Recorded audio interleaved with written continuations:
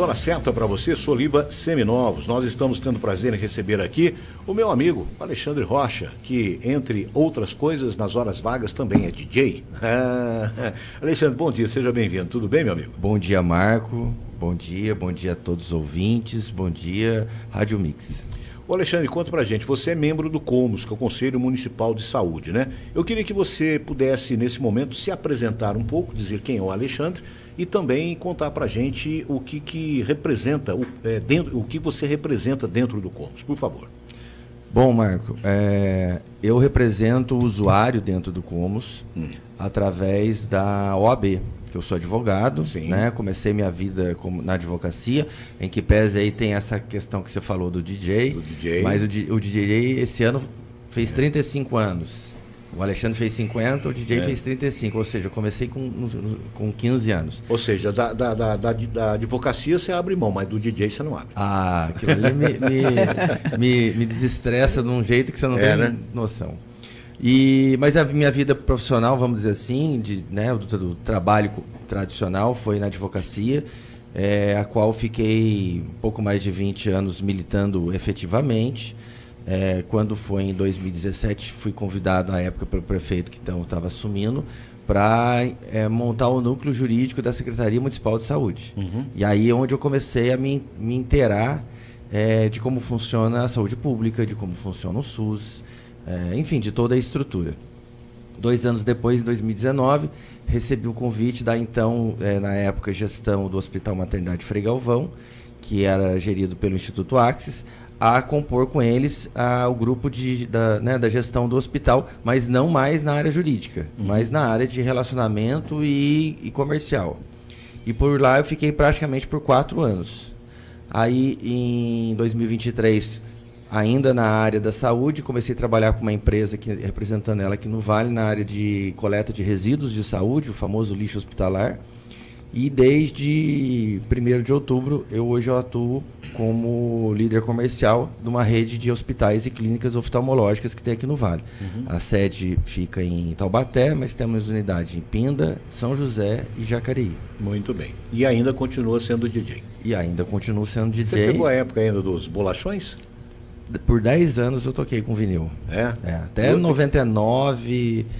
eu toquei com vinil. E hoje como é que faz aí a prática do com as mídias digitais, né? O MP3, o Wave, né? Os equipamentos evoluíram muito. O que é mais gostoso? Fazer com o bolachão, o vinil, ou fazer com as redes sociais agora? Marco, assim, o vinil ele tem toda uma nostalgia. Pra gente que trabalhou 10 anos com o vinil, é gostoso você trabalhar com o vinil, mas o digital ele tem umas facilidades, né? É mais ou menos como eu faço uma comparação. É como se você fosse fazer uma prova de matemática com ou sem calculadora, né? O digital ele te dá várias informações que o vinil não dava. O vinil era meio que no braço mesmo, entendeu? É uma comparação tipo um carro com o câmbio normal e o câmbio automático. Sim, o computador de bordo e tudo mais, entendeu? Tem gente que gosta do câmbio normal ainda, passar a marcha. Exatamente, mas você tem que saber dirigir de qualquer forma. Tem que saber dirigir, exatamente. Muito bem. O meu amigo Alexandre, conta pra gente, o que é o COMOS e qual a sua principal função na prática? Porque muitas pessoas acabam ouvindo o nome, mas não entendem a importância diária deste órgão, podemos chamar assim. Sim, o COMOS ele é um dos modelos de controle social, né? De fiscalização feito pela sociedade. Então, o COMOS, na verdade, é a abreviatura de Conselho Municipal de Saúde. COMOS tem em todo o país, todas as cidades têm o seu COMOS, né? Guaratinguetá não é diferente. E a função dele é ouvir a sociedade. Por quê? Porque o COMOS é composto, basicamente, por 3 grupos de pessoas, né? O usuário. Então, quem são os representantes do usuário? As associações de bairro, então, representantes de associação de bairro, pastorais da saúde, né, como eu represento o OAB, então, órgãos ligados à representatividade da sociedade. E aí você tem a representatividade dos funcionários da área da saúde, então você vai ter COREN, você vai ter CREFITO, você vai ter os funcionários da prefeitura e você vai ter os prestadores de serviço na cidade. Então, hoje, por exemplo, tem a Fazenda Esperança, porque tem a questão das residências terapêuticas, ela tem uma cadeira no COMOS. A Santa Casa, ela tem uma cadeira. O Irmão Altino, ela tem uma cadeira. Que o ano que vem, quem vai voltar a ter uma cadeira é o Hospital Maternidade Frei Galvão. Na medida que ele, né, voltou a ser um prestador de saúde municipal, ele vai também voltar a ter uma cadeira. Então, agora, quem escolhe esses representantes, esses conselheiros? É votação? Como é que funciona? Ou é indicação? Cada entidade indica o seu representante. É indicação. Então, por exemplo, eu fui indicado pelo presidente da OAB. Tá. Né, como já tiveram outras pessoas antes de mim indicados pelo presidente da OAB, e você tem um mandato que segue, né, o período mais ou menos do que é o mandato da mesa diretora. Então, toda vez que uma mesa troca, eles vão lá e revalidam com as entidades quem é o representante. Às vezes pode manter ou pode trocar. Pode mudar. E a mesa ela é escolhida e votada pelos representantes, no caso. Exatamente. Quantos representantes tem? O Combos hoje, se não me engano, são 22 atualmente. E aí, com a vinda do Hospital Frei Galvão, vai aumentar. Por quê? Porque são 2 representantes de cada entidade. Na medida que aumenta a cadeira de um prestador, tem que aumentar a cadeira de usuário e também tem que aumentar a cadeira do profissional da saúde. Então, no caso, entra uma entidade, são mais 6. Exatamente. Tá. Então, acredito que vai para 28. Porque você tem que ter a paridade. Tem que ser o número igual. Entendeu? Exato.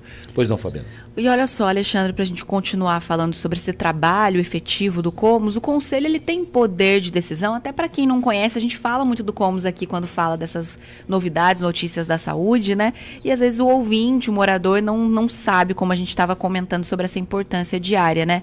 E o Conselho, então, ele tem poder de decisão, em quais aspectos ele pode influenciar, de fato, a política de saúde aqui no município? Como eu falei, ele é um controle social, ele é um órgão que fiscaliza. Então, por exemplo, uma das atribuições, você tem uma comissão dentro do Comus que fiscaliza as unidades de saúde. Os prestadores, eles vão lá, eles vão olhar se tem fila, se não tem fila, se o ambiente está salubre, como que estava sendo o atendimento, numa visão de atendimento. Ele não vai olhar se o médico é bom ou se o médico é ruim. Não, ele não tem essa prerrogativa, muito menos essa capacidade.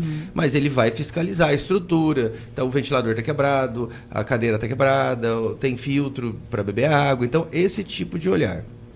Ele também tem a prerrogativa de fiscalizar os contratos, né, tudo que a secretaria, no caso, vai fazer, e também fiscalizar os prestadores. Né? Eu vou olhar a Santa Casa, como é que está sendo o atendimento dela na medida que ela atende a prefeitura, vou passar também a fiscalizar o Frei Galvão, o Irmão Altino e assim sucessivamente. Né? E o conselho, ele é deliberativo. O que é você ser um conselho deliberativo? Quando você tem um assunto, o Comus ele pode dar a opinião dele. Se esse assunto foi levado ao conselho, por exemplo, a secretaria ela mandou um ofício pedindo a opinião do conselho, aquela opinião que o conselho der, a secretaria é obrigada a seguir.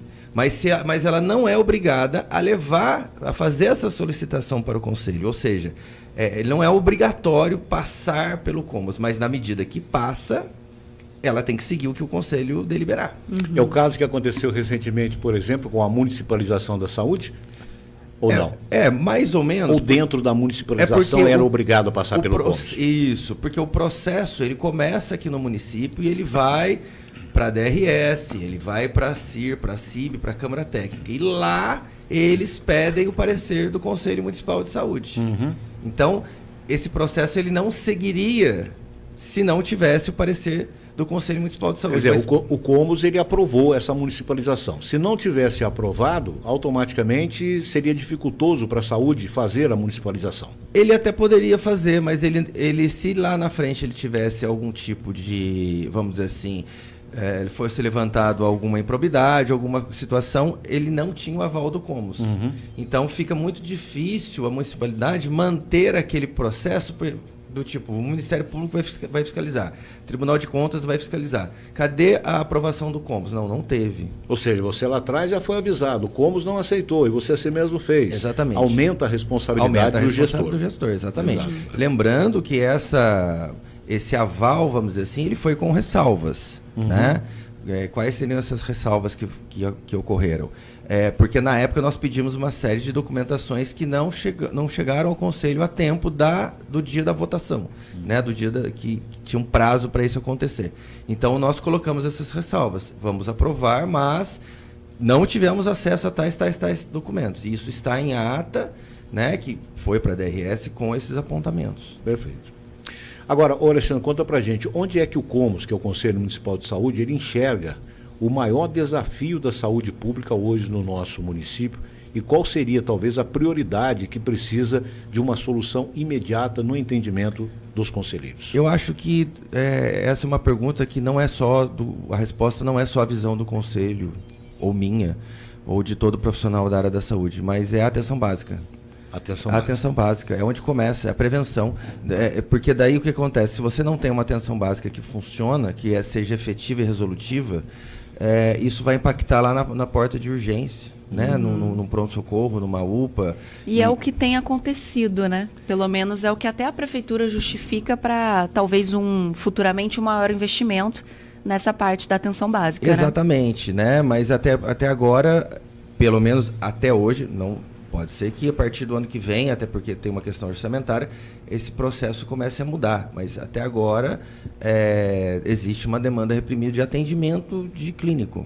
Né? Então você tem um grande volume de pessoas necessitando desse equipamento. Então não está dando conta. É importante frisar que se você olhar para 20 anos atrás e para agora, a rede de atenção ela evoluiu pouco. Né? Não se criou muitos postos mais, não se aumentou a rede. Guaratinguetá não tem 50% de cobertura.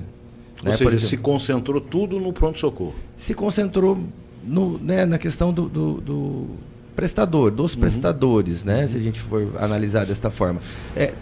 Tivemos o fator pandemia, que talvez tenha atrapalhado a gestão, porque você tinha que focar num determinado tipo de atendimento, né? Ficamos praticamente 2 anos travados nisso, mas eu acredito que, minha opinião, é que por uma escolha não se conseguiu investir nisso. Lembrando que, via de regra, você também tem a questão da limitação do custeio que vem dos órgãos federais, do estadual, Secretaria Estadual de Saúde, Ministério da Saúde, porque nesse período, se a gente olhar para trás, parou de haver qualquer tipo de investimento. Então, por exemplo, o Programa de Saúde da Família, que, ao meu ver, é um dos pilares do SUS e uma coisa incrível, que é o que resgata o famoso médico da saúde.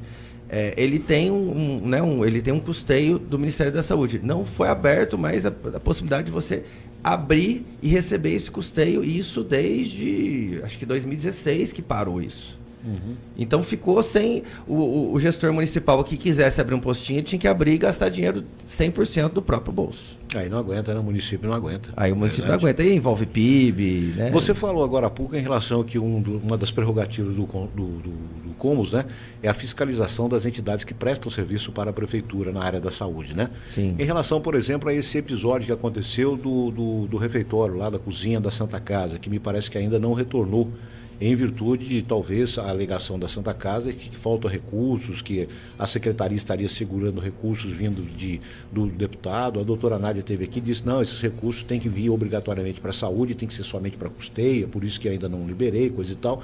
Como é que fica o papel do COMOS nesse sentido de fiscalização ali na cozinha da Santa Casa? Ele vai verificar o que aconteceu, como foi feito também, porque a gente vai, né, debater e vai apontar para a secretaria o que tem que ser feito, vai apontar para o prestador o que ele tem que fazer, né, da necessidade, da urgência. Mas já houve lá uma fiscalização do COMOS? Já, o COMOS está sempre, como eu falei, essa comissão está sempre andando as unidades.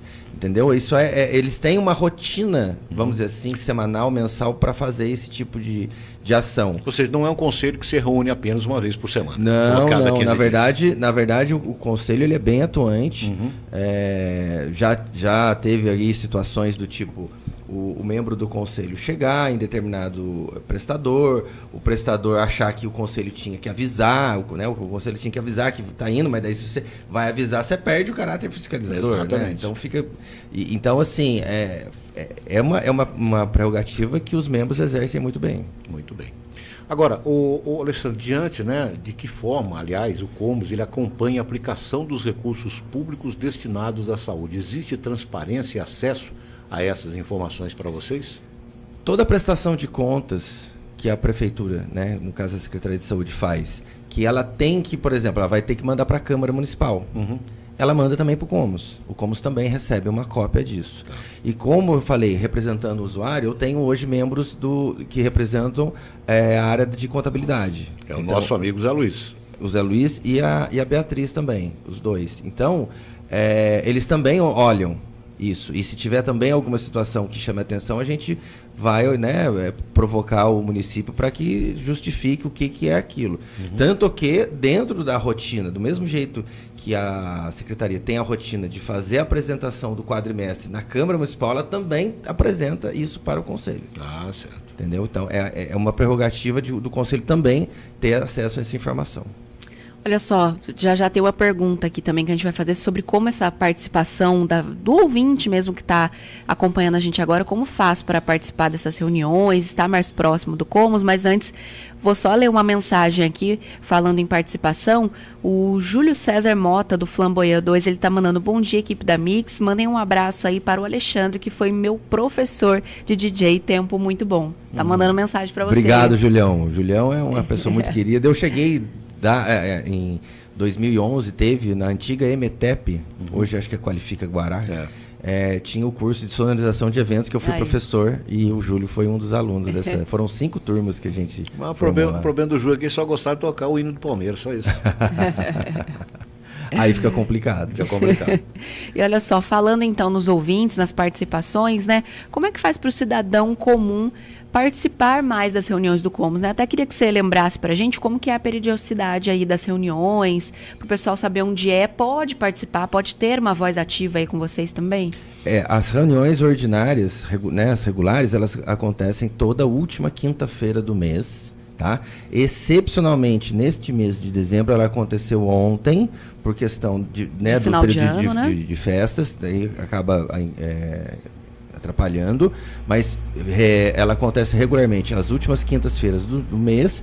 Hoje, e aí né, também agradeço a conselheira, a Fernanda Muriano, do Irmão Altino, que cede para nós o espaço do auditório deles, para que o Conselho possa fazer essa reunião. Qualquer cidadão pode ir assistir à reunião. Ela começa a primeira chamada às 8h30 da manhã, a segunda chamada às 9 horas. Tem duração mais ou menos de 1h30, 2 horas, dependendo do tema, né, na ordem do dia. E é aberto. A única coisa que ali não é facultado é a possibilidade dele falar em sessão. Se ele quiser falar, aí ele, por exemplo, eu sou do bairro X. Então, ela, na reunião, ela vai procurar o conselheiro que representa as associações de bairro, faz a pergunta para ela, para o conselheiro, e o conselheiro faz a pergunta. Tá? Até por uma questão de dinâmica da reunião. Senão acaba a gente se perdendo e virando um ponto de reclamação direta, né? Como às vezes acontece até aqui com vocês na rádio. Então, a gente faz esse filtro, mas qualquer pessoa pode ir acompanhar das decisões, porque, via de regra, tudo que vai acontecer é informado ao Conselho. Vocês teriam ali um canal, né, para receber denúncias ou não? Não temos. Não tem? O canal seria através do conselheiro. Então, mas vocês não acham que seria interessante, de repente, um canal até online para receber denúncias e tal? Mas é que assim, o que acontece? Via de regra, como eu falei, o canal é o próprio conselheiro que tem a sua representatividade em cada setor. Segmento em cada segmento, né? Se eu criar um canal, por exemplo, digital, talvez eu esteja tirando a oportunidade de uma pessoa que não tem acesso ao canal digital de falar. Então, a gente acaba sempre prestigiando e dando preferência para que esse caminho seja seguido através do conselheiro. E tem um detalhe também, se abrir um canal aí online, vocês vão ficar loucos da vida. O que vai aparecer de reclamação? Não, e aí até você entender o que é uma reclamação. E aí eu vou falar da minha experiência enquanto trabalhava na Secretaria de Saúde. Até você entender o que é realmente uma reclamação, ou é alguém tentando ter, aí vou fazer suas palavras no bloco anterior, ter algum tipo de vantagem para furar uma fila. Então, fica difícil. Entendeu? Porque vocês trabalham por uma coletividade. E a gente sabe que, nesses casos, principalmente da saúde, muitas pessoas acabam trabalhando por si próprias, né? Para ver o que está acontecendo com ela especificamente. Sim. E vocês trabalham por uma coletividade. Né? Então, é complicado. Saúde bastante. Uma das maiores reclamações também. A gente, como imprensa, acaba recebendo. E saúde é uma coisa interessante que eu aprendi. Saúde, principalmente saúde pública. Quanto mais você melhora, mais aumenta. Mais as pessoas querem. Elas querem. É uma coisa sem fim. Agora, para a gente deixar muito bem claro aqui, não existe nenhum tipo de remuneração a esses conselheiros, né? Nada. Todos trabalham gratuitamente. Totalmente voluntário. Zero. A gente tem uma estrutura que a prefeitura, né, fornece, que é a estrutura de uma secretária, da reunião, de ter um café e uma água na reunião, eventualmente, por exemplo, de papel, essa parte de escritório. É isso que o Comus tem como, vamos dizer assim, remuneração. Mas as pessoas são totalmente gratuitas e voluntárias ali. E a gente estava comentando sobre as reuniões, você até falou que por virtude, né, do final do ano, essa reunião de dezembro já aconteceu. E agora, como é que funciona a agenda de vocês? Só volta na última quinta-feira de janeiro, por exemplo? Se vocês já têm algum assunto em mente aí, em pauta, para ser tratado nas próximas? O que foi deliberado, né, é basicamente essa questão da chegada do Hospital Maternidade Frei Galvão. Né? Provavelmente é a próxima deliberação que vai acontecer na última quinta-feira de janeiro. Alexandre, agora ficou praticamente definido com essa contratação feita ontem pela Prefeitura, né, de R$4.650.000 para o atendimento lá da Santa Casa. Sim. Né? Mais 2 milhões do Comus, da UPA, né?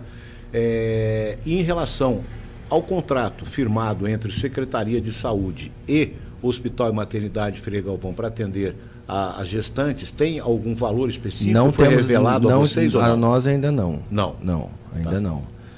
Já até solicitamos esse cópia desse contrato, mas eles falaram que precisam assinar primeiro para poder nos informar. Tá, mas esse contrato ainda não foi assinado, esse contrato? Então, não chegou a nós. Tá. Pode até ser que já tenha sido assinado, mas a nós ainda não chegou. Porque o que a gente ouve nas redes sociais é que praticamente já está funcionando, né?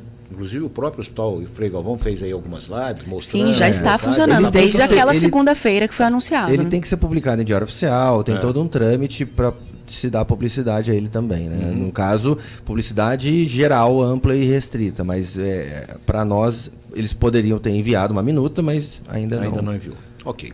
Alexandre, olha, para a gente poder finalizar, né, deixa uma mensagem aí para a gente, a população, sobre o direito à saúde, né, e também a importância do controle social em Guaratinguetá através da representatividade que você o faz do nosso Conselho Municipal de Saúde, por favor. Eu acho que é muito importante a sociedade participar, né?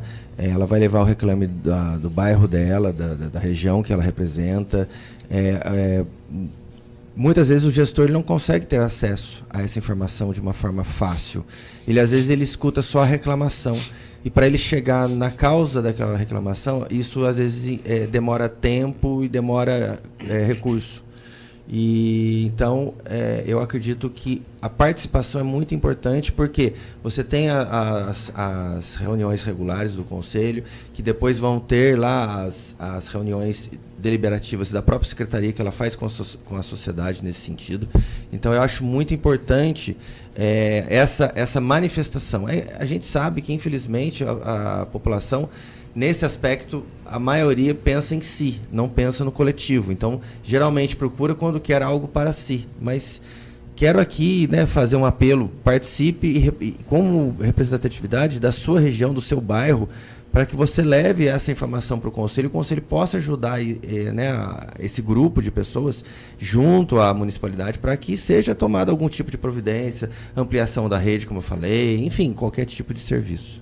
Muito bem. Alexandre, obrigado, viu? E se a gente não tiver mais oportunidade, um Feliz Natal para você, um bom Ano Novo também.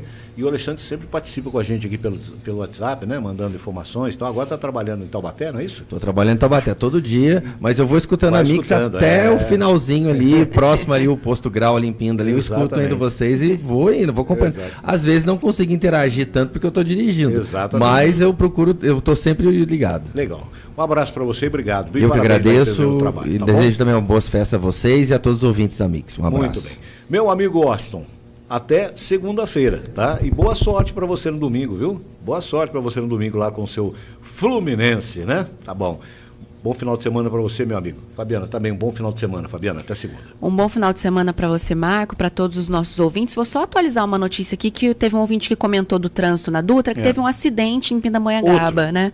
Um acidente em Pindamonhangaba no KM 98, sentido São Paulo, mas nesse momento já não tem mais interdição. Ocorrência encerrada há alguns minutos aí pela CCR Rio SP. Eles notificaram no grupo da imprensa aqui, então tinha um motivo ali, o trânsito caótico. Infelizmente, né? Tem que soltar foguete o dia que não tem acidente na Dutra, né? Infelizmente. Lamentável. Eu falei pra você aquele dia, né? Eu pego a Dutra todo dia. Todo dia um trânsito... Não, terrível. Terrível. É muito caminhão. É muito caminhão. Muito. Não tem jeito mais, não tem jeito mais. Muito bem, minha gente. Olha, ponto final nesta edição. Agradecendo a sua grande audiência, tá? E já deixando o convite para que segunda-feira estejamos juntos novamente a partir das 6 horas. Um forte abraço, até lá. E que as coisas boas aconteçam. Você ouviu Jornal da Mix, na mira da notícia. CYM